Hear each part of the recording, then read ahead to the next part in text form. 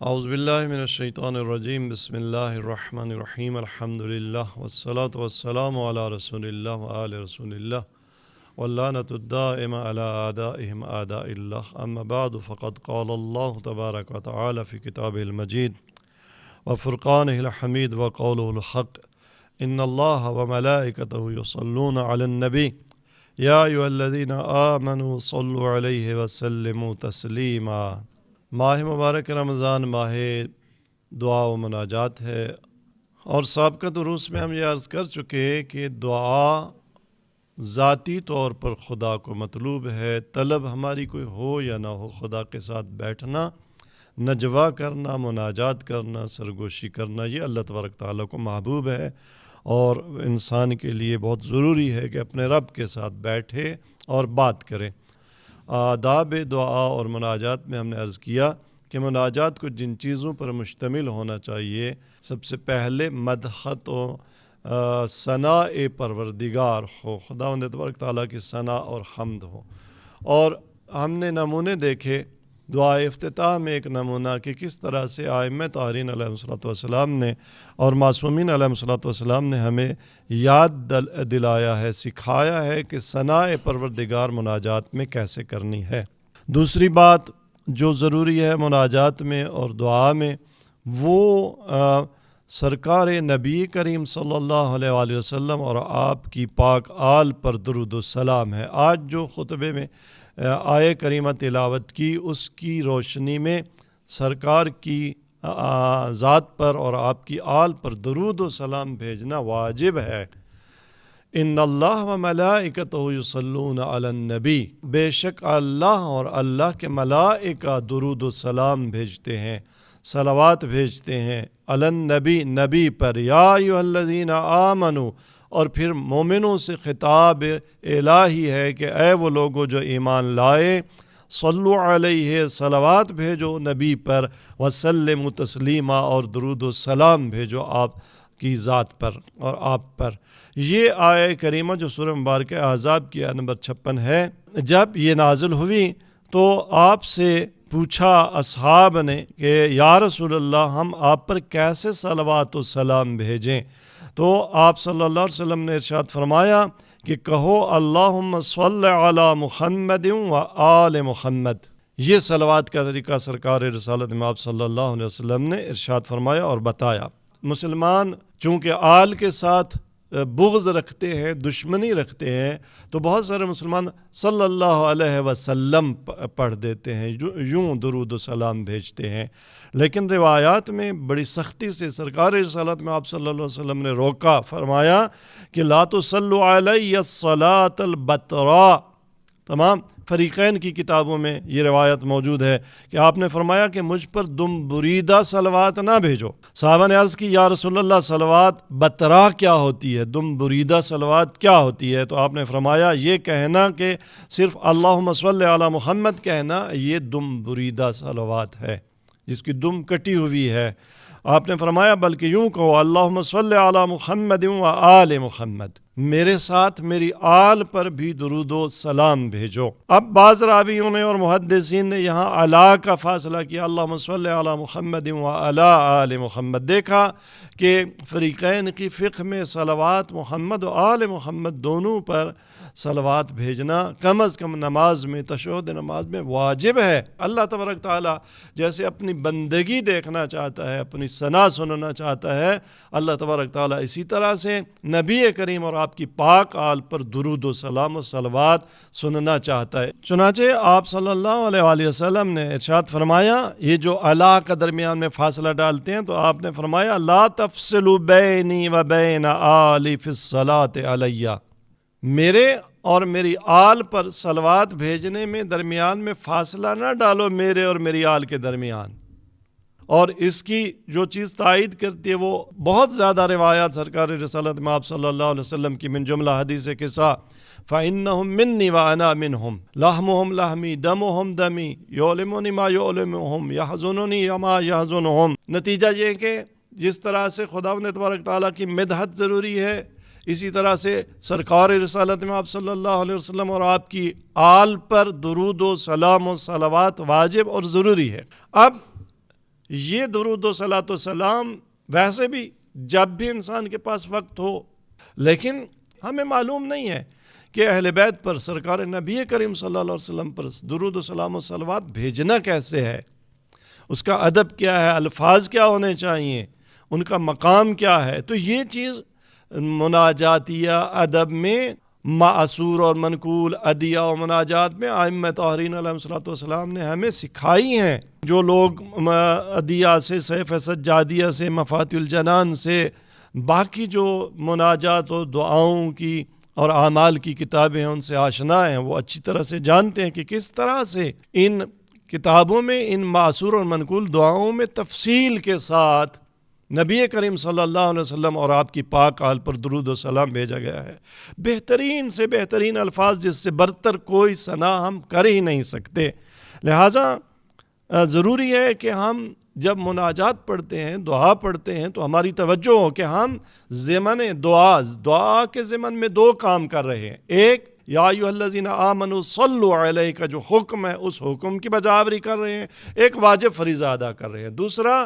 اپنی طلب اور اپنی دعا اور اپنی پکار کو عرش تک پہنچنے کی گارنٹی فراہم کر رہے ہیں، اس لیے کہ وہ ذکر جس کا اللہ نے خود حکم دیا ہے، ملائکہ اس کے خدا خود وہ صلوات بھیجتے ہیں۔ جب اللہ کا بندہ وہ صلوات بھیجتا ہے تو یہ نہیں ہو سکتا کہ اللہ تبارک تعالیٰ اس صلوات کو، اس درود و سلام کو رد کر دے۔ جب اللہ تبارک تعالیٰ درود و صلوات و سلام کو رد نہیں کرتا تو اس کے ساتھ اس کے درمیان میں پہلے بھی صلوات، بعد میں بھی صلوات، درمیان میں لپٹی ہوئی ہماری جو طلب ہوتی ہے، ہماری جو دعا ہوتی ہے، ہماری جو پکار ہوتی ہے، حتماً اللہ تبارک تعالیٰ اسے سنتا ہے۔ ہاں بعض اوقات ہماری طلب پوری نہیں ہوتی، مصلحت نہیں ہوتی، یا جسے ہم اپنے لیے خیر سمجھ رہے ہوتے ہیں وہ خیر نہیں ہوتی، یا اس کا بدلہ آخرت میں ملنا ہوتا ہے۔ تو یہ جو شعبان اور رمضان ہے، یہ خصوصی طور پر یہ دو مہینے صلوات و سلام کے مہینے ہیں۔ اللہم صلی علی محمد وآل محمد شجرۃ النبوہ، اے بار الہ درود و سلام بھیج محمد کی پاک آل پر جو نبوت کا درخت ہے، وہ موضع الرسالہ، وہ ہستیاں، وہ گھرانہ جس پر رسالت اتری، ومختلف الملائکہ، جن کے ہاں ملائکہ کا آنا جانا رہتا ہے، ومعدن العلم، جو علم کی معدن ہے، کان ہے، واہل بیت الواحی، جو وحی کا گھرانہ ہے۔ اللہم صلی علی محمد وآل محمد الفلک الجاریۃ فی اللجج الغامرہ، وہ کشتی نجات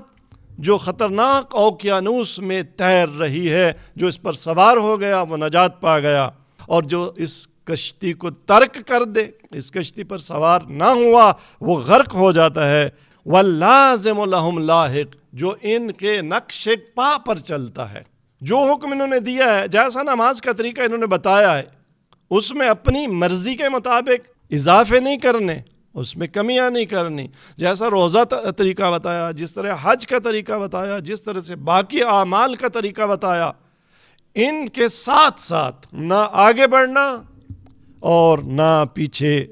رہنا۔ اللہم صلی علی محمد وآل محمد الکہف الحصین، وہ پناہ گاہ جس میں کوئی دشمن جنی و انسی در انداز نہیں ہو سکتا، وغیاث المضطر المستغین، جو مضطر ہو، بے قرار، جس کا کوئی سننے والا نہ ہو، اس کی فریاد سننے والی ہستیاں، وملجأ الحاربین، دنیا کی سختیوں اور بلاؤں سے بھاگنے والوں کی پناہ اور سہارا محمد وآل محمد ہیں۔ وعصمت المعتصمین، جن کو عصمت چاہیے، جن کو پاکیزگی چاہیے، جنہیں آلودگیوں سے نجات چاہیے، انہیں کہاں ملتی ہے؟ طہارت نفس، طہارت علم و عمل، وہ اہل بیت کے دروازے پر ملتی ہے۔ اللہم صلی علی محمد وآل محمد صلاۃ کثیرۃ تکون لہم رضا، ولحق محمد وآل محمد اداء و قضاء۔ یہ صلوات شعبانیہ